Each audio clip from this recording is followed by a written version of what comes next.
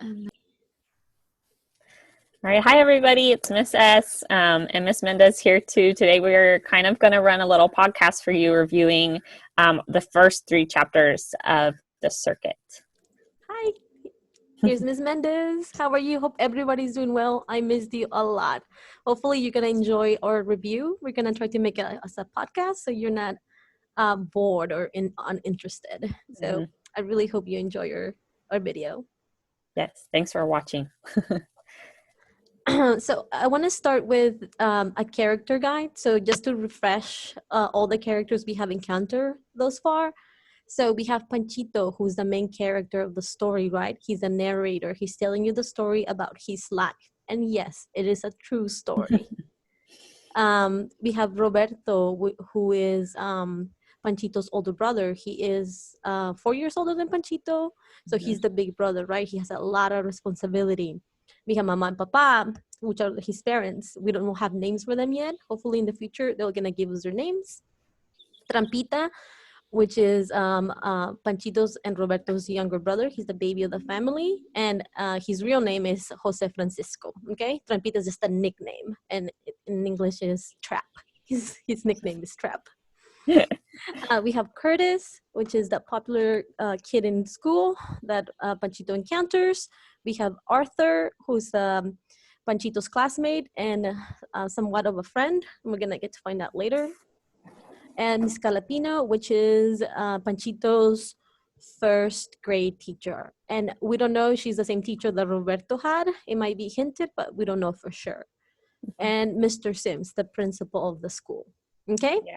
And we also included in here, just because each of the characters, or Panchito's brothers or sisters, they all have nicknames. So we included their full names and their nicknames somewhere. Like, for example, Panchito, his full name is Francisco Jimenez. Roberto Jimenez, his nickname is Toto. They haven't used that yet. And same thing with Trampita. So we also included those for you because some of you had some questions like, oh, who's Francisco or who's Panchito? They're the same person. They just have Yeah. nicknames. Yeah. Like, we all have nicknames, right? Like, Mhm. at home, like, my parents call me Tata, right? Yeah. That's not my real name, but that's what they call me. It's just an endearing kind of thing. It's not to be Yeah, mean. exactly. All right. So a lot of you had questions on the timeline, and I totally get that because there's a lot of movement going on in the story. It's hard to track how old everybody is because they don't really state it outright. But we did want to make sure you had a good understanding of Panchito and his age.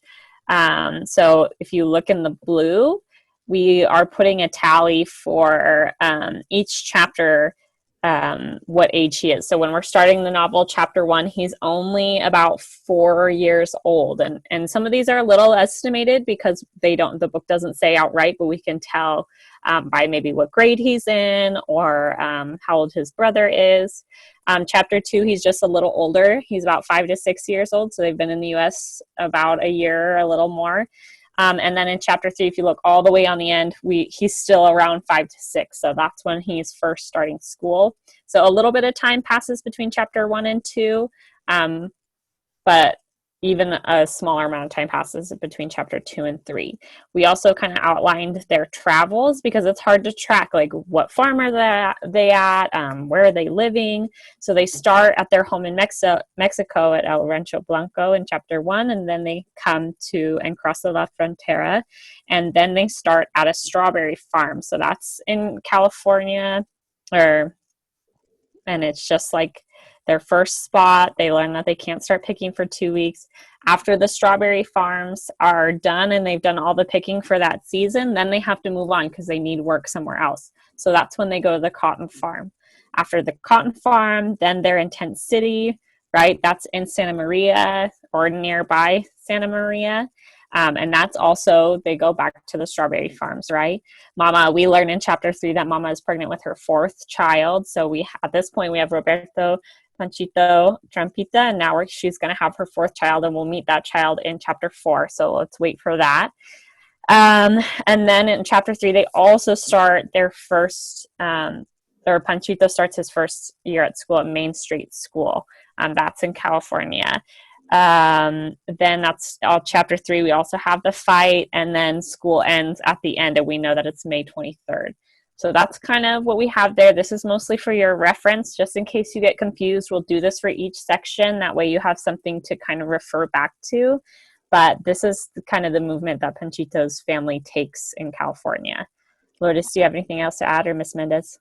No, you just completely went over it. It's just, I know it's a little confusing. So just make sure that you keep track of all the cities they go, because that's the way we're going to find where they are and how old they are. Okay. And a math. You have to do sometimes a little bit of math. Yeah. Okay. Yeah. Miss Mendez and I definitely had to go back into the book to be like, what city were they at? How old are they? So it's not easy to remember after you read it the first time. That's for sure. Okay. Ready to move on? So these are important themes and information we want to go over in chapter 1, Under the Wire, right? And Under the Wire refers to the frontera, right? Because before it was done with a wire. I'm going to get into that in a little bit, right? We want to go over life in Mexico, the American dream, crossing the border, expectations versus reality, and the character's multiple qualities, okay? So the first thing we really want to tackle is life in Mexico. And it was hard. Like they were farmers in Mexico, but they had no opportunity of advancement. Basically, they had to be with the same job for a long time, and they couldn't ever own their own land or become somebody's bosses or a foreman. They were always stuck on that position. And you can kind of see the conditions many people lived in. And not everybody was like that. Obviously, there was wealthier people, but at least for Panchito's family, this is what they lived in, right? That was the reality. Yeah. We also have the Ferrocarril Mexicano, which was not a brand, but a type of train in Mexico. It was like a whole company of trains that were in charge of transporting people to different places. And that's how they decided to travel to Mexicali, right? This is not exactly how they travel. It's very similar, except there was no cushions. It was just wood benches. That's why it was really uncomfortable. It was really loud. You can see it's huge. I don't think anybody has ever seen a train here. If you have, please leave a comment. Yeah, let us know. We were talking like, well, people don't really use trains that much to travel, and so it's harder to show. That's why we want to make sure you have the photos here. And even if you travel in modern day trains, they're a lot different. And we'll show you in a second kind of just how far they had to travel. So, and different immigrants have different paths to get to the United States or whatever country they're traveling to at the time. We also shared a photo of what La Frontera would have looked like. In the past, the title of the chapter is Under the Wire. So for them, traveling to the United States was definitely a little different, and the border looked a lot different than it does today. For them, if you remember in the novel, Panchito's dad just kind of digs the little hole under the fence a little deeper. This fence here, you kind of see the guard there. It's mostly wire. It's nothing that you can't really get past anytime soon. I think any one of us could easily find a way to get through there. So we wanted to make sure, and that's why that chapter is called Under the Wire, because the first chapter is when they travel under the wire to get to California. I just want to make something clear. Like, normally you couldn't go through it. Like, you see the guard is trying to cross, like put his leg in the middle of the fence. You couldn't do that because your clothes will get caught. And then you'll just be stuck there, and then the guards could see you, right? That's why the dad digged a hole so they can go underneath, so they wouldn't be caught in the wire, because it's wire, but it has a lot of little spikes around it that will like cut you or catch your clothing. Yes. It's not just like smooth wire you just split apart and kind of squeeze through it. There's spikes and they're very sharp and pointy, and they are small too, so that makes it even harder to. And it was dark. Yes. Remember, it was dark, so it's not necessarily they could see a lot. It was mostly like they were just trying their best. Exactly. So here we have their journey and how travel is now. So we wanted to make sure to go over the different types of immigrants, right? Not everybody's the same. Not everybody comes from Mexico. If you're an immigrant from Mexico, you're a little bit luckier in a sense, because the border is right there, right? You would just need to cross. And even if you lived down below in Mexico, it's still your country. It's still your states. You can travel between states without fearing anything, right? So Mhm. it's not, I mean, it's still difficult. I'm not saying like it's easier, but it's still very difficult, but you still have distance as an advantage, right? You don't have to travel Yeah. for a long period of time and face a lot of dangers. Yeah. We Well, and something Miss Mendez just taught me too was that if you were coming from the central parts of America, so like these things that are labeled here, like Belize and Guatemala, if you're trying to go through Mexico to get to the United States, Mexico can actually deport you too. If you are coming from Central America, Mexico can deport you. So not only are you worried about getting deported in the United States of America, you're worried about not even making it to the United States of America before you get deported. So that's why it's a little bit easier for Mexicans to immigrate to the United States, because if they get caught at the border and they just don't get to cross the border, then they're still in their own country. They're still safe in their own country. Yeah, like And so, Mexico gets a lot of financial incentives to deport people. So United States gives them a big check and say like, you, that money will increase as if you give me more deportation. So the more people that deport, the more money they get. yes. Right? And it's dangerous. Unfortunately, there's still a lot of racism. People don't like talk about it, but there's a lot of racism even between Latin American countries, right? So this is what we were talking about. So if you live right here, you know, Nicaragua or Honduras, you have to cross many countries to even make it to the border, not even to the United States, just the border, right? And here we have La Bestia, an example of one way many people cross many country borders, right? They climb on this train and they take their journey all the way into Mexico. And it's extremely dangerous. You can see in the Yeah. picture, people climb on top, and it's really dangerous. People sometimes can't fall asleep because if they fall asleep, they can fall and die, right? Because the train Yeah. doesn't stop. It's not like it stops and people climb. People sometimes have to catch it running, or when they pick a quick stop, they climb, but it's really quickly. A lot of you shared with me that how sad it was, right? How Yeah. sad it is too, and dangerous. Yes. And if you look up La Bestia, because I was trying to learn about it too, I didn't really know what La Bestia was. But if you look it up, there are stories of also train crashes where these huge train carts have fallen over and injured or killed people. Because if you get injured in that, it's not likely that you're going to get immediate medical assistance or there's going to be an ambulance coming for you immediately. And you're an immigrant, so at that point you're really unsafe. You put your life at risk in a lot of ways on that train. But remember that Francisco's family, or Panchito's family, did not use La Bestia. We just wanted to show you that this is another example of how people try to travel to the United States. Yeah, remember Panchito used the border. His family just Mm-hmm. crossed. They were already in Mexico, right? They just had to travel to Mexicali, which is Mm-hmm. over here, right? And then cross the border. And if you know anything about Mexican geography, TJ is right here. It's like next door to me. Um, so just one more thing about different types of immigrants. Yeah, Panchito's family was really poor, right? They didn't have access to electricity. They slept on dirt floors, right? The first time they ever saw a train was when they decided to immigrate, right? And they could barely afford train tickets.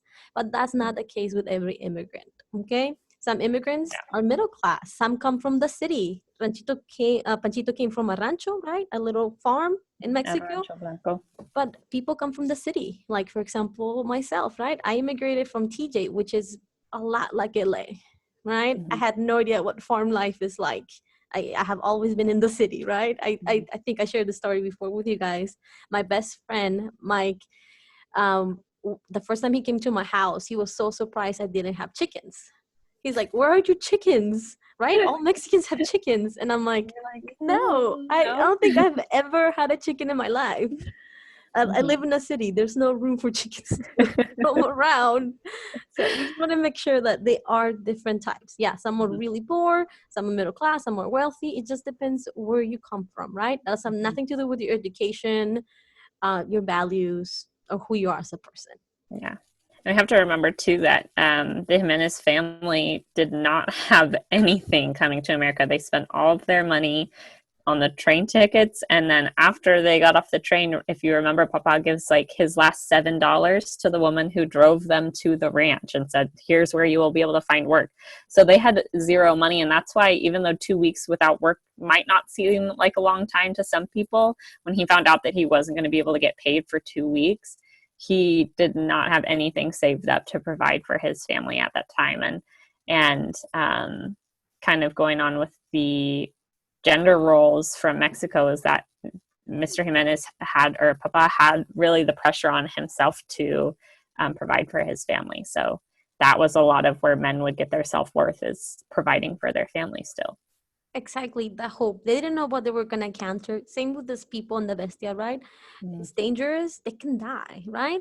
However, the hope, but on the other side, they might have a better life is enough. Even if they experience worse things, because some of them do. Not everybody makes it, right? The hope that they might, it's worth it. Right? Or that their children might, maybe Papa and Mama don't really change their life situation very drastically, but they at least are in a spot where they can give more opportunities for their children. Okay, so moving on to expectations versus realities. I think this is like a huge one in the chapter, right? They're really, at the beginning of the chapter, they're really excited. Papa puffs his chest, right? They're like, oh, en el otro lado, in California, we're going to have a better life, right? Roberto makes jokes. He's like, well, he doesn't make a joke, but he really believes that people are going to be sweeping money off the streets, right? He quotes a famous comedian in Mexico, Cantinflas. Some of you might be familiar, some of you might not, but he was really famous and beloved character in Mexico, right? He's like a poor person that like he's very intellectual, but because of his speech, he doesn't have the academic speech, people make fun of him. And they expected that once they came to California, they were going to have a lot of money, right? A job, you can have the picture, right? The American dream, that's what everybody wishes for, right? Having a home, money, and safety. And unfortunately, that was not the case. How was it? I don't know if Miss S want to add, what was the reality of coming to California, to the United States? Yeah, the reality for them was that they weren't going to be respected in California or valued as a illegal immigrant at the time. You are treated like invaluable. You're dispensable. They have a lot to threaten you with, because you can get deported at any time. They can say, well, we think that we have some immigrants here that are here illegally, and then they can get deported. And we'll learn a lot more about that going forward, so I don't want to spend too much time on it.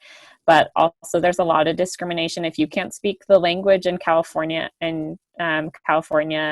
or the United States, then you're automatically have a lot less value because you don't know how to communicate, and that's not seen. Today, being bilingual, if you do know English and Spanish, is so valuable, especially like for me right now. I'm applying to teaching jobs and I'm just like, oh, if I knew Spanish, I have a lot more value, because a lot of the students in California come from Spanish speaking families or speak Spanish themselves. So things have definitely changed, but for them at the time, if you spoke Spanish, and you saw in chapter 3 that you really don't have very much value, and people aren't willing to be patient with you when they see that as an educated, or like you're not smart, you don't know, And so the reality for the Jimenez family was that people didn't value them. Yeah. And the government didn't. And that's something they didn't experience in Mexico. I mean, they weren't valued in different ways, but not because of the language. They spoke the language. Everybody could understand them, right? But also the reality was that when they arrived to California, they weren't better off than in Mexico, right? They didn't have electricity. They still slept on dirt floors. And now they weren't together. In Mexico, everybody had to work, but they were together, right? The mom was at home. They helped. It's not very clear, but it was hinted that, Dad and Roberto worked, but the mom took care of the house, right? And they had Chico wasn't used to being alone. Exactly. And now he's lonely. He's alone and he has more responsibility. And nothing really has changed. And now you have on top of that the fear of being deported and how they don't speak the language. They can't communicate. Yeah. Yes, like we mentioned before, it is a true story, right? It's a true story. And here you have a picture of the actual people, right? You have Panchito right here, the main character, Trampita, which you learned about in chapter 2, and Roberto in Tent City, right? This is what their home looked like now. They came from like a place where there was an actual town to just tents. Panchito says like, I can't even call it a town. It's not a town. It's just a Yeah. whole bunch of tents. Mm-hmm. Right? And here's them in the jalopy, right? The carcanchita, the old car. And then if you look towards the bottom, we have, this isn't the actual tent city, but it is kind of similar, but this is probably a big step up from what they were actually living in. These tents are all pretty sturdy. There's kind of a lot of space in them. The tents that they lived in, we knew they only had room for one mattress. Then they had the stove, but they don't have sewage. They can't use toilets or get fresh water. You know, mama has to go out and get fresh water all the time to wash the baby, to cook the food. It's not anything like a small home, that even a cheap home you would be living in today, because you don't have any of those amenities. And sadly, that's still the case even now, Miss S. Like Yeah. many farmers still live in tent cities.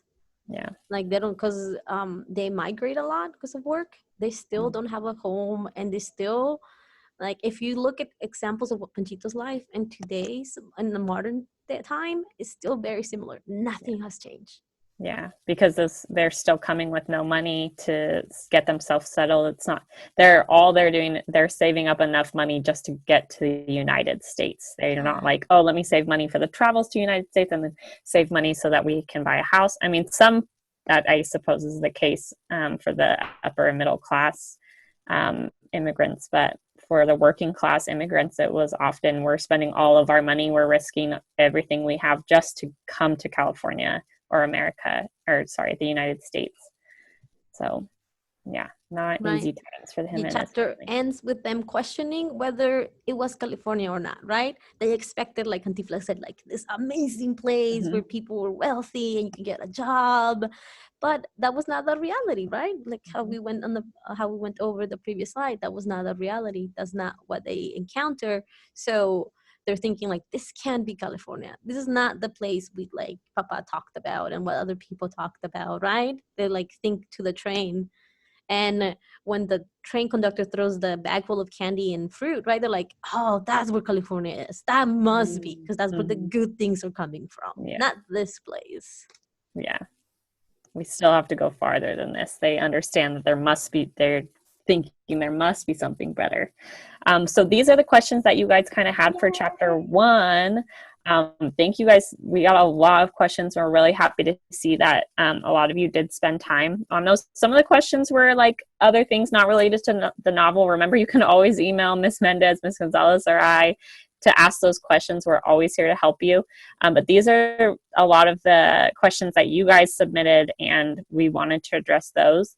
We've tried to put the initials of the students that asked, just so you would kind of know and you could reference, because some of them did get reworded a little bit or got combined with other questions, so it might not be the exact question. But the first one that you guys asked was, why did Mama and Papa want to move to California?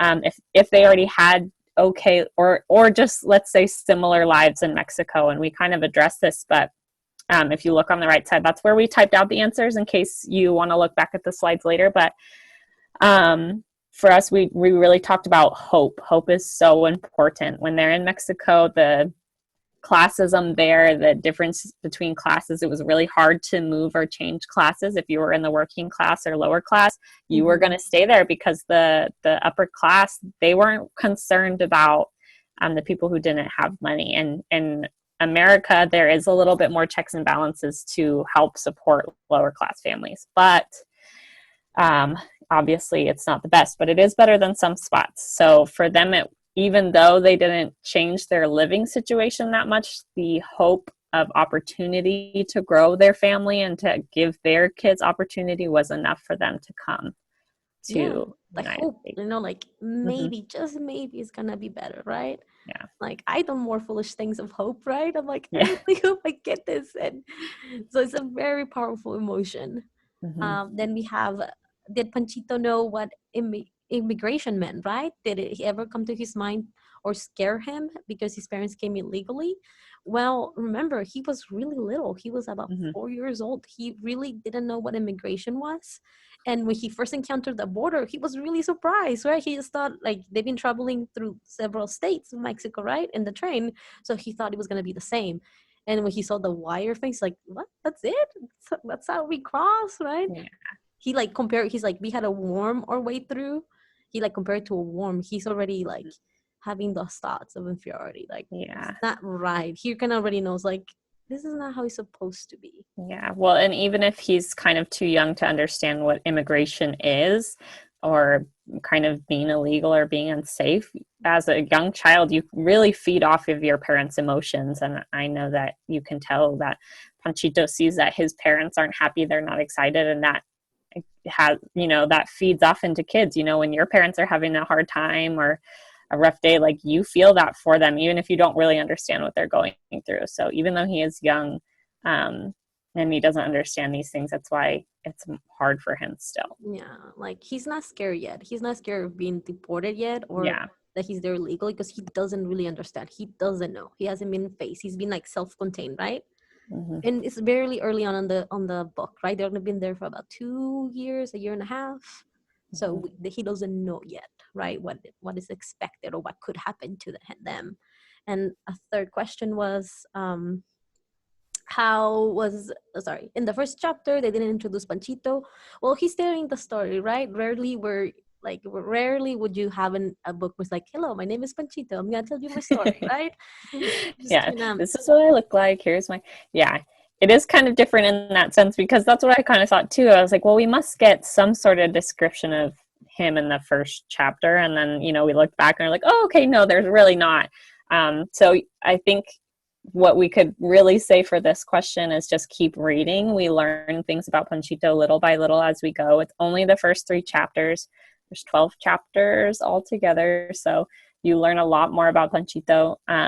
But at this point in the story, we just kind of learn what it was like for him as a young kid. That's what we're really focusing on. Yeah, and you guys kind of have to pick up context clues, right? Mm-hmm. Like, this is an 8th grade book, so you kind of have to just read carefully, right? They're not gonna be like, hello, my hair is brown. You just kind of have to pay attention, because somebody might point out that his eyes are brown, right? You just kind of have to read closely, right? Use context clues. And also, don't be stuck on one characteristic.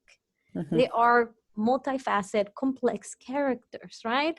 I enjoyed your character analysis Instagram post a lot. I had a lot of fun with them. But I did notice that you tend to pick one thing for one character. You're like, Panchito is either caring or foolish, and that was it. But it's more to them than that, right? The mom was more than just a cook. She was smart, right? When they didn't have money and she had to cook, she found a way to make a makeshift stove. You know how hard that is? I don't think she's so resourceful. It's crazy. I mean, that's what blows my mind is she has 3 young kids, and on top of that, she's living in a tent and she's finding ways to feed her family. She goes out of her way. She's making lunches for other people. I'm not sure if it mentions that in these chapters, but at some point she's doing more than most moms have to. And it's not like she can go to the store and get ingredients. A lot of the times they don't have money for that at this point in the story. So she's just so resourceful, and she's really strong and stable. There are not portions where mama's breaking down in these chapters or not being supportive to her kids. And she's out in the field working too. She just had a baby. Trampita is not 6 even months old, right? Huh?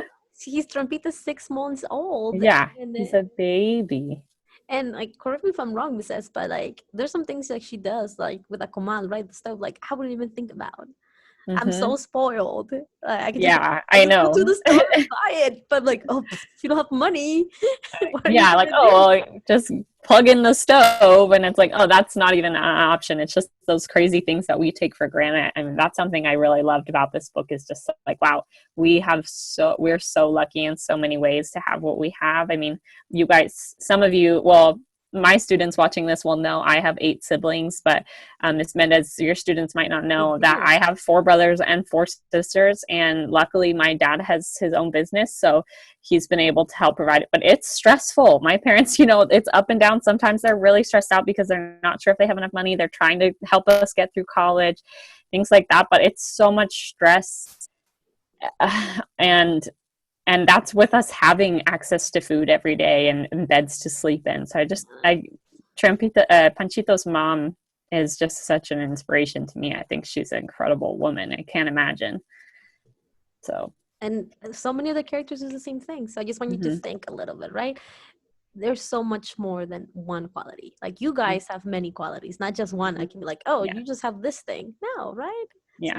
So we can't look at our students and say, oh, well, this student has all straight A's, so that's a good person, that's a good student. We don't look at our students like that. We don't look at our students who are failing and say, oh, that's all they are. They're not, just because they're not doing well in class, that makes them a bad person. Like, we don't believe that. We know that life is complex and all people are complex like that. So we have to keep that in mind when we're reading about these characters also. And yes, right. So now chapter 2, we're gonna go over this quickly because we really spent a lot of time. Yeah. It's so much fun. It's so much fun, and we really were excited to talk to you guys. We have chapter 2, Soledad, right? Soledad, which means loneliness. So that already is giving you a hint of what the chapter is gonna be like. You have Panchito's feelings of loneliness. His family was really close in Mexico. We have the farm workers' pay. And remember, this is pre-Cesar Chavez and Dolores Huerta, right? And Panchito's actions and consequences, the dirt class, the clots. So just a quick review, right? We have chapter 2, Panchito's babysitting Trampita. He's not happy, as you can tell from the picture. He's thinking about how close he was with his parents in Mexico, right? He spent time with his tío Fito, cousin Fito, sorry, and tío Mauricio. And now his parents work all the time. They don't have time to spend with them, right? So he feels alone. And just like Miss S said, he is 5 years old. Yeah. Right? I know this picture, he does look a little bit older maybe, but he's a toddler still, you can't expect a young child like that. They don't even know, they don't have those, they can't be like, okay, my mom needs me, like, I want to be helpful to my family, and I know that the best thing I can do for my family is stay back and watch Trampita. Like, no, he doesn't think that. Like, he doesn't have those, like, that processing skill to think that. He's 5 years old, and all he can think of is like, I'm lonely, my parents are gone, I don't know if they're going to come back. It's just fear and loneliness. And just I get intimidated taking care of some of my siblings' babies as a 20 however old I am at this age. Like, I have a hard time sometimes being like, oh, he's gonna cry and I'm gonna have to change his diaper. And that's like, I'm a grown adult and I'm still I can't just have being 5 years old and having to take care of a 6-month-old baby. It's not like babies just sleep all day and he just has to sit in there with him. He has to feed him every few hours. He has to change his diaper every few hours. And on top of that, just keep him happy. And they're in California. California is not like a nice, cool temperature place. Like, he's sitting in a car or near a car, like with the door open, and it's hot and he's uncomfortable. And he's 5 years old. All he wants is his parents there to comfort him and say, like, okay, or even a clock. Like, he doesn't know how to tell time. The only reference he has probably is the sun, to be like, okay, well, the sun's kind of going down. I can tell maybe they're going to come back soon. But it's like, he can't keep track of time. And that's scary for kids. I just can't imagine being Panchito at that time. Right. And this is completely different than what he's lived before. I mean, he was in poverty before, but he's never had his family be gone for such a long time, right? So he thinks of this brilliant plan. He's like, oh man, I'm so awesome, I'm gonna help him pick cotton, right? So he starts to think, I'll show them. and then he's like, Trampita will be fine. Yeah, 6 months old can take care of themselves for like a little bit. So he goes off into picking cotton, right? But it's not as easy as you think. Like, with chains, we went over it, right? Like, cotton has like little spikes, little thorns that prick you and cut you, and they're huge. He's 5, so he's a little kid, and those plants can grow taller than me. Well, that's not a good example. I'm really short, but it's still tall. It's tall, right? So it's not as easy. It's taking forever. He loses track of time, right? He's like, and it's not what once again, we have the reality versus expectation. He has this dream of like, oh, I'm gonna be the hero, right? Yes. But it's not easy picking cotton. He realizes he didn't pick much cotton at all, right? Mhm. He And spent a lot of time drying, so a lot of time. yeah. And, Miss S, right? It's 3 cents, Mhm. 3 cents a pound for cotton. Yeah. That's not a lot. That's, cotton No. is light. You know how much Yes. cotton you will have to pick to get 3 cents? I was like, that must be a typo when I it's like, don't they at least mean 30 cents? But 3 cents. for 1 pound, 3 cents, I just So he comes up with another brilliant idea because, Panchito's little and, Mhm. he just wants to help. He decides to add clods of dirt into the bag to make it heavier, right? He's like, oh, we're going to get paid more. However, that's not a good idea, right? Their Mhm. family can get fired, right? If they get caught cheating, that's like robbing the place, right? Like Mhm. weighing the sack more when it's not, it's like stealing from the company. So they can get Yeah. fired, and being fired is not like, oh, I can get a different job, right? They lose their home. Where would they go? And in between seasons, it's not like they can just walk into another camp and get a new home, right? And Um, also at that time, the farmer, like if you do something bad, like farmers know you're at risk for being deported. Like if you're doing anything illegal, like you have to be so careful because if you get caught doing anything bad, like that's automatic deportation sometimes. I mean, laws have changed a lot today, but nothing, I mean, not enough. But at this time, definitely they could not. And somebody asked a question in chapter 3, so I'll reference this more so then. But you don't have room to mess up or make mistakes or do anything illegal because yeah. you're already at risk of deportation without doing anything bad. So And quick trivia, guess how much people get paid for cotton today, or almost any fruit, because they still get paid by the pound. Now is 60 to 80 cents a pound. hmm. And if you think about it, I mean, 3 cents is worth more in the 1960s. But still, um, even though it's you could say it's 60, so it's just compare in 3 cents to 60 cents. It's 20 times the amount it was at the time, but still, it's just not nearly Not enough. And even enough. today, right? So It's not living wages in California, that's for sure. So Panchito's happy. He thinks he's gonna be the hero. He's gonna save his family, like any child that loves his parents would think. Mm-hmm. However, that was not what happened. His parents were extremely disappointed. Mom comes and sees Panchita all soiled himself, right? With like the bottle broke, and there's like So some, yeah. He's a baby, so they kind of do their business.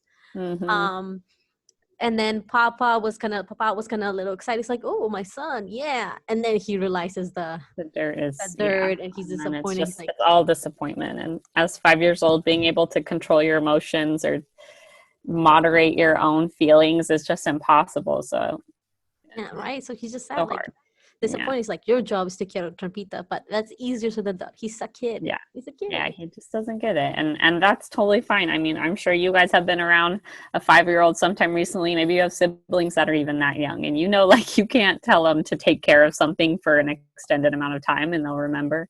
So, and it's not necessarily that he's a bad kid. It's just he's too young. He doesn't know how to do anything. All he knows is he misses his family and he wants to do whatever it takes for him to be with his family during the day. And to him, Yeah. that's picking cotton. And he But didn't know. Like it seemed like mhm, a quick fix, right? Yeah, it might be a little foolish, but it comes from the heart, right? He was really mhm, trying to help his family. It's not like, ha ha ha, exactly. I'm being lazy, like this was my job and I'm being Yeah. lazy and I put dirt in it. He really thought he could do it.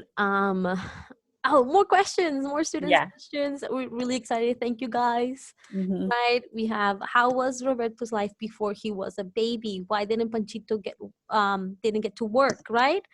Why was the story called The Circuit? So we have a lot of questions into one here. There is not a lot of information about Roberto's life before as a baby, right? But we can infer based on what we have seen so far that it was not pleasant, right?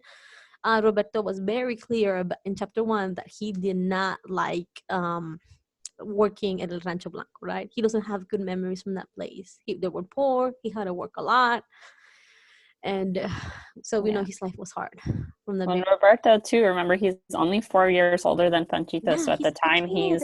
he's a 8 or 9 at this point, and so he's still really young, and having to be in the fields all day, like that takes a lot of strength and patience. And Roberto is so strong to know, like, my parents, you know, you never hear Roberto complain in this, you know, you hear him kind of wish for a better life, obviously, but when his parents say get up, it's time to go to work, like he doesn't want to get up, but he gets up and he goes. He doesn't, you know, through it, and he works hard in the field. And so their parents, if you can imagine your parents depending on you as a worker at 8 years old, and the money that you can help them bring, like that's really hard. And so this book really focuses on Panchito's journey, but Roberto is so important to their success in America, in the United States. And thank you, Mrs. Fringa. I'm the older sibling in the family, so I totally forgot. You were right. I was just like, I assumed like, yeah, I didn't even think about him having being a child, right? I'm just like, he's the older brother, so it makes sense for him to have all this responsibility, because that's how it was for me too. I'm the older sibling, so all this responsibility from a young age landed on me, right? So you're completely right. He's still a kid. We forget that he's a kid. He may act a little older. He seems so mature and responsible. When you read it, you forget. Like, I totally have him pictured as a young adult, you know, and he's not. No. And he had to do the same thing for Panchito. Like, each of Mama and Papa's kids are going to have to take care of each other at some point. So the same way Panchito is taking care of Trampita, it would have been the same for Roberto while his dad was at work. Maybe his mom had work, but maybe not. But even if his mom was home when they were in Mexico, he would have done a lot of work around the house to help support his family. So really early on, you take on a lot of responsibility. I mean, we always say, like, my oldest sister, you know, there's 9 of us, and she's kind of like all of our second moms. She's the oldest in the family, but we all kind of picture her as our second mom. Like, she named a lot of us. She was always there when we grew up. So there's a lot of responsibility on the first kid, and he's a kid, and he doesn't really get to be a kid, and that's hard. That's sad. And I think that answers chapter question 2, right? With the second part of question 1. Panchito's too young. He can't remember from the chapter. He can't even reach the con. He doesn't know how to do it. He's too little to work, and we cannot tell you why it's called a circuit yet. It will have a lot of spoilers, but I always make sure it's a circuit and not a circus, right? Yes. I think what we maybe could tell you about the title at this point is there's maybe if you think about what a circuit is, it's something that like goes in a circle. Around. There's some sort of pattern. There are different circuits, I would say, that are going on in this story, and there's definitely going to be the main one, and that's the one you'll really be able to see through reading the novel. But I think one that we kind of talked about was the circuit of like older kid taking care of younger kid, then gets to go to work, then the next kid takes care of the younger kid, and the next kid, like, that's a circuit in itself. Is like one kid has to watch one kid, and then he gets to go work, you know, and so that's kind of a circuit too, of the way the kids have to first be a baby to be taken care of, then you have to take care of the next baby, and then you can work. But that's also the circuit that kids go through. So there are little circuits throughout the story, but right. And we're gonna get more into it as the story goes on, and it'll make more sense to you, I promise. Have conditions for immigrant workers really improved? They haven't gotten better. Some of you did your superhero project on some of farmers, workers, activists, such as like Dolores Huerta, Cesar Chavez, Corky Gonzalez, right? Things have gotten better, but I cannot just be like, things are better and leave it as that, because things are still not great, right? Things are better, but they're not great still, because they still get abused a lot. Farmers still get abused, and they get paid very little, right? They get by the pound. Imagine picking like a pound of oranges and only getting pay 60 cents, right? And a lot of them, it's not like regular pens. Sometimes it's a basket. So and a lot of the reasons it's really hard to, and it's especially complicated to improve these problems, is because a lot of the farm workers are still illegal immigrants, and you know, the United States is not working to better the conditions for people who are not actual citizens of their own country. So so next time you go to the store and you get an orange for like 10 cents, you know why. All right. Chapter Chapter 3. 3. Oh, it's so long. We'll try to go as Yeah. fast as we can. And I know we're taking a long time, but it's so much fun. Like, I really hope you like it. And we really want to go over this important details because this is Yeah. something we would do in class. And we really wish we could have you all on here and do some sort of Zoom meeting like this. And I think we talk about it every week, like how can we get them involved in some sort and it's just, it's really complicated right now. So we're glad at least we can do this, and we miss you all, and we really wish that we could have you guys like in this Zoom meeting with us, helping us going through these questions. But we thought Maybe this might get be a guest, Miss S. Maybe next time maybe we can have some podcast guests. So if you guys if maybe somebody thinks that they really want to come on and talk about the chapter with us, and send us a message, an email right on the post. Let us know, and we might be happy. We really want to make sure whoever's coming on is just someone who wants to be here and wants to really talk about the chapters with us. And you guys have so much information to offer us too. Like I'm a United States citizen. My parents are, my grandparents are, but my great grandparents really aren't. But I'm so far away from that I never learned much from them, and so it's just Ms. Mendez and I only have so much information, and you guys are such a valuable part of the classroom and bringing forward new information. So really, if this is something you think, even if you just wanted to sit in the back and turn your screen off and just like raise your hand every once in a while to ask us a question or to put some input or type in the chat, oh, don't forget to mention this, that's totally something we would love. And we put this information based on your questions, and I feel like we're closing. Well, we'll talk about it in a second. Yeah. Okay, let's go. Chapter 3. Get Chapter 3 done, and then we'll talk at the end a little bit more. We'll give you permission to like leave the video if you want and just stay and listen if you are thinking about being more involved. So anyways, Chapter 3, the things we're kind of going to look out here is the United States school or California school system, and how they treat Latinos and immigrants. Roberto's experience in school and his feelings we're going to try to attack, but it's hard because it really is focused on Panchito, so there's not as much information. We're going to talk about how school was better than being at home, the start of the butterfly metaphor. We're going to talk about the historical context for students and how they weren't really allowed to speak Spanish in school because that seems crazy. I don't want to go into too much depth. It's really hard to. Also, culture shaming, why Arthur distances himself from Panchito, why he was too poor to buy a jacket, and it meant so much to Panchito that the principal gave him the jacket and kind of helped him out, maybe not. Then we want to get into the fight and then end with the butterfly metaphor and how it finishes off. Whew, yeah, there's a lot in Chapter 3. I'm gonna take off your thingies over here. So we could have done that all along. Sorry, like something happened on the other screen that's recording. So basically, we have this chapter. We have a beautiful friendship between Arthur and Panchito, right? However, it cannot flourish. They can't really be friends because kids were not allowed to speak Spanish in schools, right? They weren't allowed to speak Spanish, and Panchito only speaks Spanish. He doesn't know English yet, right? So we have the scene of the teacher telling like, no, right? He's like, no, you can't speak like that, no. And then Arthur going a little bit retreating away from Panchito, right?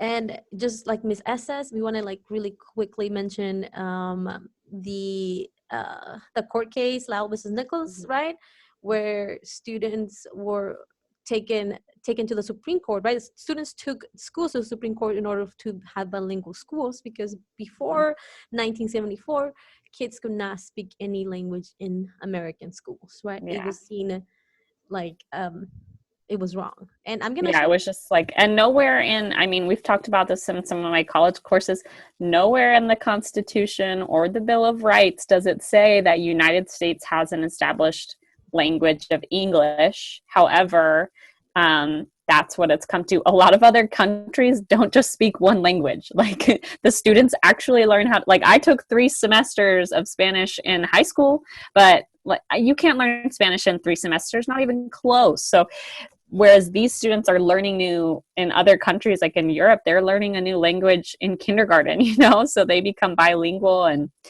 in America, the United States of America, they don't value that bilingualism the way other countries do. And so it's, don't like, I'm yeah. gonna share with you, Miss S, like even Mhm. I immigrated to United States in middle school, and I'm old, but I'm not that old. Mhm. But I wasn't allowed to speak Spanish in my Yeah. middle school. They were front, like even now I barely started code switching. Before I could not mix Spanish and English. Something I didn't do. I was taught that was wrong and I should never do it. Yeah. Yeah. And And that's not that long ago. And like for my mom and dad, like they, you know, it's not that long ago either, but my mom's parents are fluent Spanish speakers, but they didn't teach my mom any Spanish because if she were to learn Spanish, she would be looked at a little bit differently and get in have those trouble. They expectations. get punished, right? Yeah, Like we get in have the trouble. movie It was just so Blackout. sad, you know? Because I would love to be bilingual right now. Like I would think all the time, like how nice would it have been if my mom's was bilingual and also taught us to be bilingual. Like what a awesome like benefit that is to us to be able to speak language. Like it is so, we're so lucky for that. Or sorry, some of you are so lucky to be bilingual. But it does have its challenges, as Ms. Mendez mentioned. Like, and it hasn't been that long since it's still been a problem. And And it it's keeps hard. going back and forth, Mrs. Like there's always debates on Congress and the Senate debating like we're supposed to be bilingual, should they not be? California keeps going back and forth. Sometimes we are, sometimes we aren't. Yeah. So it's different, right? There's a lot of culture shaming. We have Yeah. Panchito and Arthur's heroes, right? They're like Mexican singers. Like, oh, they were so handsome. Now you know who's Miss Mendez's crush. We have Pedro Infante, we have right? You have like silly songs like Amorcito Corazón, right? And they were great, but that wasn't considered cool in America, right? That wasn't like in Mexico, yeah, everybody loved them, they're heroes, and you're cool for liking them. In America, that was not the case, right? Yeah. You were not cool. In fact, you were the opposite. You were lame if you liked people like that or heroes like that. And you can even tell in Arthur's name, right? His name is Arthur, not Arturo, even so they're both Latin, right? They're both, they come from around the same culture, but it's not valued the same. And speaking Spanish is, again, something negative. Having a Latin name is something negative. Liking those heroes is negative. So people distance themselves. Like some of you don't speak Spanish, right? Not everybody that is Latin speaks Spanish because a lot of parents weren't taught. They didn't want to teach their kids. They don't want to get them in trouble or be associated with something negative. We have, we have the fight, right, Ms. S? That is so complicated. And I think one of the questions that stood out to me that you guys asked is like, why did Curtis, and I think multiple, like many of you asked, why does Curtis just run up and immediately start fighting Panchito? Like he doesn't even go up to him and say like, hey, that's my jacket. Where did you get that from? Or like, hey, give me my jacket back. Like it's not like he goes up in an aggressive way to just ask. He straight up is just like, give me this. I'm going to come and rip it off your body immediately. And Panchito has no idea what's going on. And it's not like I just can't imagine how confusing that is at a time just to be like Panchito made his own inferences to be like, oh, Curtis is fighting me because he's grabbing this jacket. So that must mean that he's trying to say like he wants my jacket. But there's no conversation of like, oh, the prince, like that fight can be totally avoided if Curtis is like, hey, where'd you get that jacket from? And Panchito was like, oh, I was cold the other day and the principal gave it to me, you know? So. And I feel like boys, and we want to get away from those stereotypes, but boys have that, like they're taught that, right? Like you have to be a macho, you have to be a man and take what's yours, right? Yeah. So it comes from that culture. We don't know what's going on with Curtis. Like I feel like sometimes students are really hard on Curtis too. I mean, I know he's the bully. He's like portrayed a little bit negative, but he's learning that behavior from somewhere.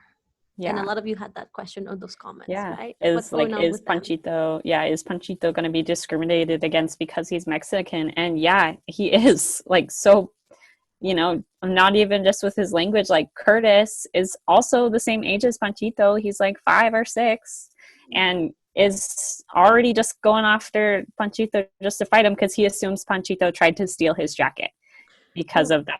Might be what the culture reminds tells me, Miss S, right?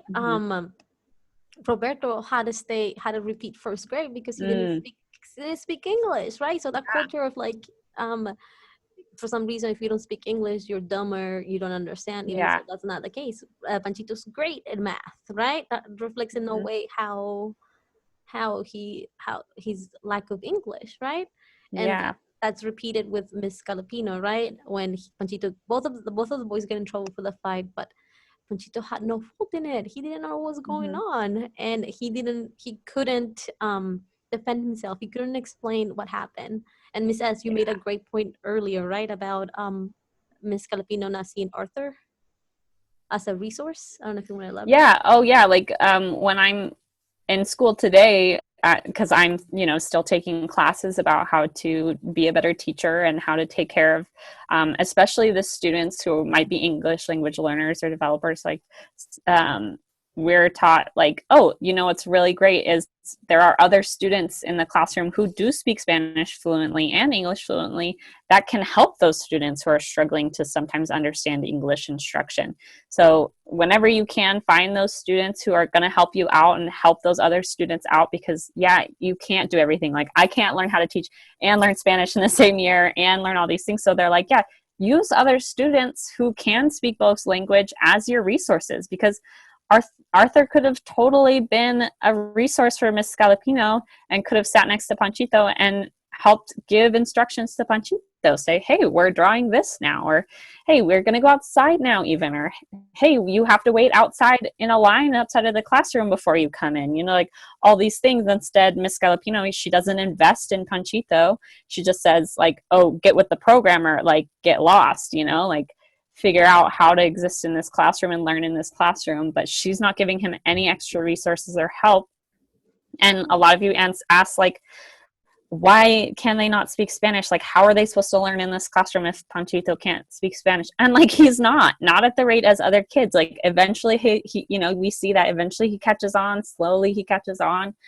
And but we also see that Miss Scalapino is not necessarily She's not. totally cold-hearted. She's Yeah, not she's not totally a bad. She's not horrible person. evil. Yeah, I mean, she does, because she submits Panchito's artwork because she knows it's good and she sees that. So we see that, like, Panchito eventually gets rewarded for that. So we know that Miss Scalapino doesn't, like, want him to fail totally. She's not just like, I'm not even going to look at his work. But maybe she's following the rules from that her school has for her, and And she's it's just fine. trying. Like, Yeah, she's not evil. She just, like, she doesn't know, and that was the culture of the yeah, time, right? yeah.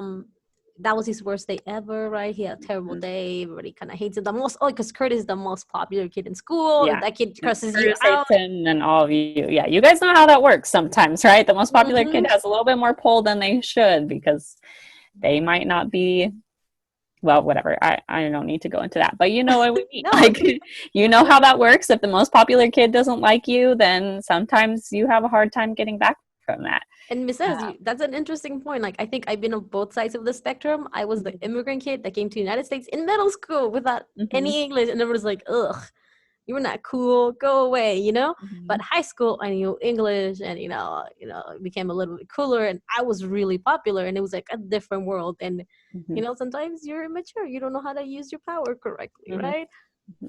Or you just get assigned more power than you should in the Yeah. first, like the whole popularity thing is really, I mean, it's complicated, and it's so, like, natural for us to create those hierarchies between ourselves. But at the same time, I'm sure there are some kids who become really popular that you're like, why are they popular? Like, they're so mean to people, or like they Who feel like likes they're them? cooler because, yeah, like, for I saw, well, whatever, anyways. We don't need to talk about it too. We don't need to share too much, but there are students who think it's cool to treat other people badly because they get attention, especially sometimes I've seen, like, with teachers and the students here. Like, you guys know what happened in some of those rooms, where the students, like, weren't exactly being kind, and then it was kind of funny, so they, like, got cool points because they kind of, like, were disrespectful, and that can, that's just, like, that's not cool. Like, you just shouldn't be disrespectful to Anyone. anyone. Yeah, it doesn't even, I don't care if they're an adult or not. Like, you should treat others with kindness and respect always. And so we're getting off task here, And aren't that's we? our life. That's our life tip. That's our life tip for today. I promise you, life is easier the kinder you are. And it's really hard to be kind. Like, I know that. It's not something that you don't have to remind yourself of and actively work on. But Yeah. I just will tell you, in the long run, the resources and connections you make by being kind to others is so valuable. And can't put a price on it, but you can. So thank you, Mrs. I feel like you're completely right, and I 100% agree with you. This chapter had a lot of sad moments and a lot of sparks weird conversations. Mhm. But luckily ends on a really happy note, and I'm really happy. I feel Yes. like this chapter's been like ups and downs. Every chapter's been ups and downs, and ends on a happy note. Panchito gets first place for his butterfly drawing, and I was so happy. Like, he needs a win. Yeah. He gets a win. And the most amazing thing is that, like, Curtis, this guy who's like the bully, right, approaches him, and he's like, yeah, like, I want to see your drawing. It's kind of cool. And they kind of strike an odd friendship, and it's really nice. Yeah, and I just think it's so beautiful how Panchito uses Arthur as a resource. Like, Panchito takes it upon it, like, how do you say this? And then he says it himself. Like, it's just such a beautiful moment where Panchito is like, you know what, and this kind of gets really deep too, and I can't remember if I talked to you, Miss Mendes, about it, or if it was Miss Gonzalez, but for Curtis, he might have, maybe the reason he fought Panchito, and maybe he fought Panchito out of racism, because he's like, oh, he speaks a different language, he's different, so I'm going to fight him, and think he's more dangerous, or think he's trying to steal, even if he's not. But by Panchito, like, showing that friendship and showing Curtis, like, hey, kindness. I'm going to give you this. I am a kind person. I'm a good person. And just because I'm different than you does not mean that I am evil or I'm scary. Like, and so that's really, for Curtis, he might grow up and be like, yeah, he might really have had that experience and saw, like, whoa, there are more to people, even if I don't understand them, or if they're new and they're different from me. Yeah, so I think that moment probably stuck with Curtis for a long time. And it changed, like, sometimes we have preconceived notions of people, and then you get to know them, and they're not what you expect, and they change your mind forever. A lot of you have shared this with me when we were back in class, right? When you told me about your friendships, like, I hated her at first. When I first looked at her, I didn't like her. And then I talked to her, and she was the coolest person ever. Yeah, we had so much more in common than I thought we would. Like, the most beautiful friendships come from that. But I just think, and I think it's hard too. I really wish we had a clearer understanding. Some of you asked, like, what is Curtis's background? And we were looking and rereading, and we're like, oh, just like, it doesn't say, like, like, we want to make an assumption that Curtis is white and, like, things like that. And maybe he is, and we can kind of say, like, okay, he's really popular at that time, so he probably comes from the dominant culture, which would have been white Americans. We can also say Curtis, the name, like, names tell a lot about us, like, my last name is Vaven, like, that's the most Norwegian, like, Eurocentric name you can get. Helps that most people have never heard that name before, but that will tell you, no matter what I look like, is some of my roots come from Norway. So anyways, names tell us a lot about us. So Curtis is a traditionally really white name. So we can maybe make those inferences, but we really don't know for sure. I don't know, Miss Mendez, if I'm missing anything with that. Like, I think you got it all, and I feel like that was amazing. Yeah. Thank you. So we answer a lot of the questions. Yeah. Oh, just really quickly, Panchito feels like the caterpillar, right? Defenseless, weak. Oh. And that changes at the end when the butterfly. Also, they both go through the same change, right? They both turn into a butterfly. They're both beautiful. They have to be a little bit more popular, and I think that was really nice. Yeah. We already answered some of your questions, right? But let's go over them really quickly. I wonder why they didn't help Roberto in school, right? And why they have to repeat first grade. Well, like we said before, it was the time, right? It wasn't just because you spoke Spanish, they were considered that you were dumber, right? You didn't know a lot, so you had to repeat. the year, right? First grade, you're like, oh, the kid's not as smart as the other one, so let's have him do it again. And they didn't think, right? I don't understand. Like, I struggle with answering. I don't know why they didn't help. It was just the culture. Yeah. Well, it's hard too. And I think also, if you think about it, like a lot of us growing up when we went to school, we got to go to school and then kind of go home and do whatever we want, like have a snack, maybe do some chores, do our homework. And then the rest of the day was ours. Like Roberto didn't have that. Like he went home and he had to work. And a lot of times, like, he would stay and work until the season was done, and then he would go to school. So it wasn't like, oh, it's August 15th, I'm going to drop my work and go. Like for a lot of students who work in fields with their families, it's like that comes first because they just need to make enough money to feed themselves first, and then they can go to school. And Miss Mendez, something I think we forgot to mention was like Panchito liked school better than home. Like he was like, even though he was uncomfortable there, like there was lighting, like I can't remember all the things he mentions, but he mentions like, oh, this is so much nicer than where I live. So so we forget that for our students too. Like I Miss Mendez, I don't know if I can speak for you, but for me it was like I liked going to school because my friends were there, but I had an equally nice home to go back to, you know, where I had a bed and stuff. But we forget that for a lot of students sometimes that's not the case, and especially if we relate it to today, like some of our students would much rather be at school than stuck home all day with their parents. I was gonna mention that, right? Some of you have mentioned that at home it's harder to do schoolwork because you have so many responsibilities, right? Some of you have to help parents out and not necessarily work with them, but you have household responsibilities that sometimes keep you away from schoolwork. And I totally relate to Panchito in that sense of when I first came to the United States and I attended a middle school. It was a majority white school. It was amazing. I thought it was the most beautiful school I have ever seen. My old school had 3 books, and a lot of you, my class, I shared this, right? Only had 3 books, and the library was a proper library. It had so many books, and I loved it, right? It was amazing. And my home wasn't ideal when I first came to the United States. I used to live in a little tiny trailer. I don't know if you've seen those like little trailers that get pulled in the car, the little not the big ones where you travel. There's like little campers that you stick to they like attach to the back of a car, and that was where I lived when I was in middle school. That was all we had. That's all we could afford, right? So and if some of you are sitting at home, like you have, like for me, I have multiple bed. I have my own room here, like my parents have their own room, and we have living rooms and kitchens, and so we have all these spaces. Even though it's a smaller space than we were used to, we still have space to kind of find our own time, whereas like they just lived in a tent. Like Miss Mendez, even though it's nicer than a tent, obviously it's still a small space where you don't really have anything of your own. Like it's always a spot you're sharing, and it's hard.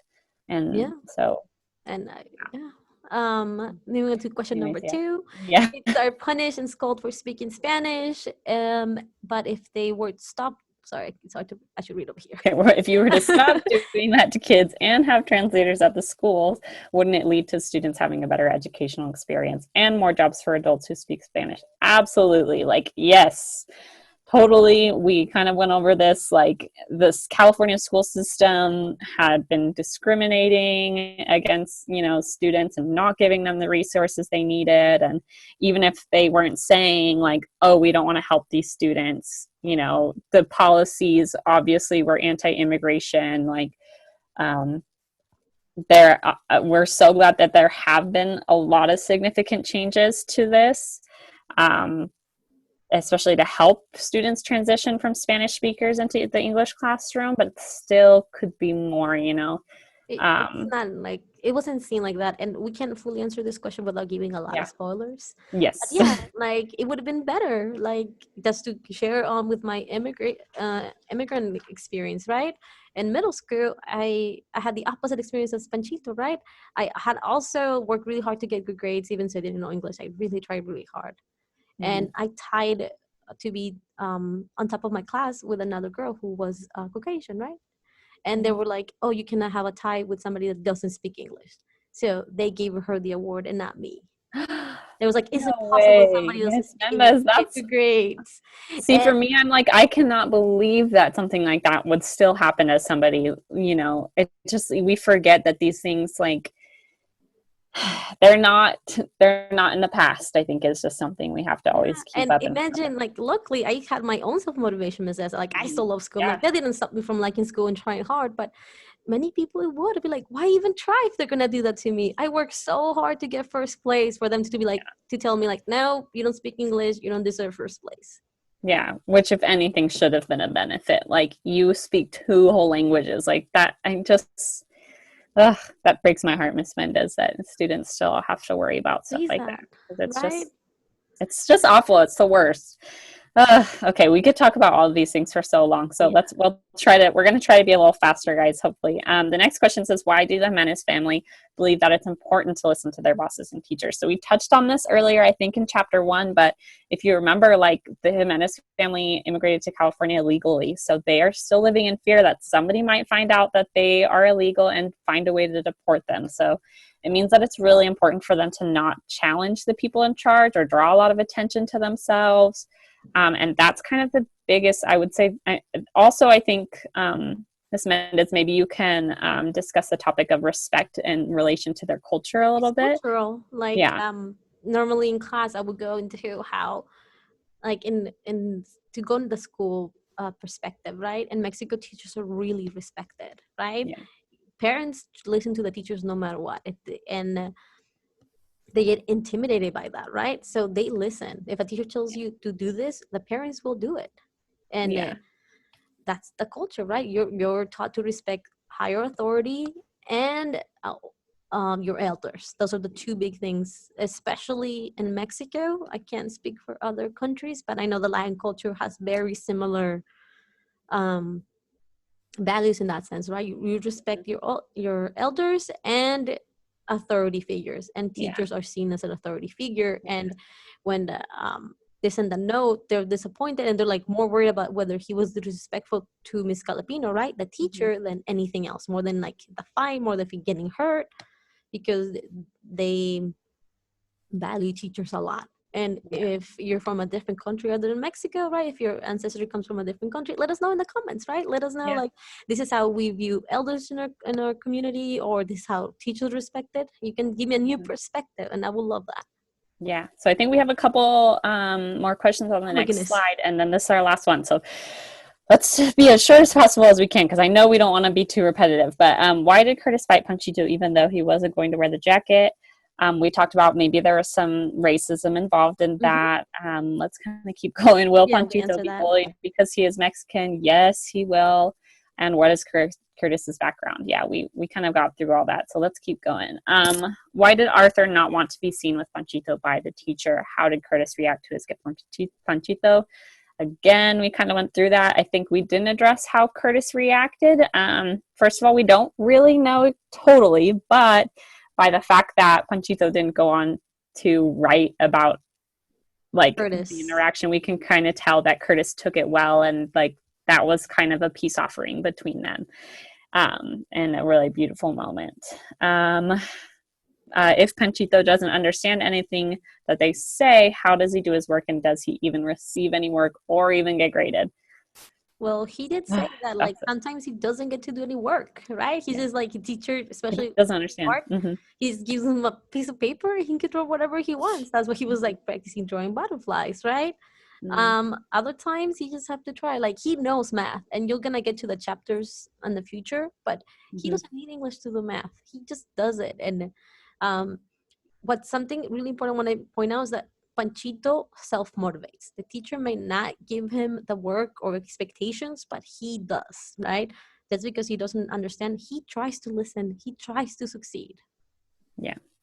And that is at least valuable to the teachers in some ways. Like, okay, as long as he's staying out of the way, at least, he's not getting into trouble. But yeah, obviously he wasn't learning as much as the other students. Yeah. And the final question. Did you want to add this, Mendez? Sorry, go ahead. Were you adding something? Sorry. No, I was just reading the question. Oh, okay. Sorry. Is it based on a true story? Yes, it is. Will Panchito have a good future? You're gonna have to read to find out. And that's the best you can give. Yeah, well, that's all. again, if you're really interested in joining the podcast, you can always send us a message, right? I just left the last image as like Panchita's transformation from being defenseless to being a little bit more mature, growing a little bit, learning a little bit more English, right? Yeah. He's transforming just like the butterfly, right? He was like a little caterpillar, defenseless and weak, Mhm. and slowly growing into something beautiful and strong. Yeah. And please, I mean, I just want you guys to remember this is our first time doing this. We have loved doing this. Like we are English teachers, so we love it maybe a little bit more than the everyday student, but we've loved doing this, and we really want to get some feedback from you. So if you feel like we're talking way too much and like, yes, we're saying important things, but maybe it's hard to follow, or maybe you just totally loved it and you'd like to join us and you'd like to come on here and follow the chapters with us, just let us know. Like, we really are open to how this continues, and we want to do a video similar to this for every section. We have, I think, 3 more sections left, but we really would love your feedback. It would help us so much. Yeah, and feel free to leave a comments. We're gonna be posting Mhm. this on Google Classroom. Leave your Mhm. comments, and I might be a little long, but you can control it. You're at home, you can pause. You don't have to Mhm. watch everything one sitting. And Mhm. that's a whole awesome part of like being at home and choosing your education, right? You Yeah. can accommodate yourself. Yes. What And you works can for skip you? You some have parts. choices. You always tell me like, Yeah. I want choices. Now you have some choices, right? You have a Yeah. whole lecture over here. It's a little long, but you can pause. You can pause after every chapter, figure it out. That's the awesome part You about. can listen to it while you're cleaning your room or doing your chores. Just put your headphones in. Like, you don't have to see everything. Sometimes it just helps to just listen. I know we're saying this at the end, so you're not really going to see this until maybe we should have said this first. But yeah, you guys have choices. Like, if you are like, oh, I got chapter 2, like, I don't need any help on chapter 2, super short, like, I totally get it.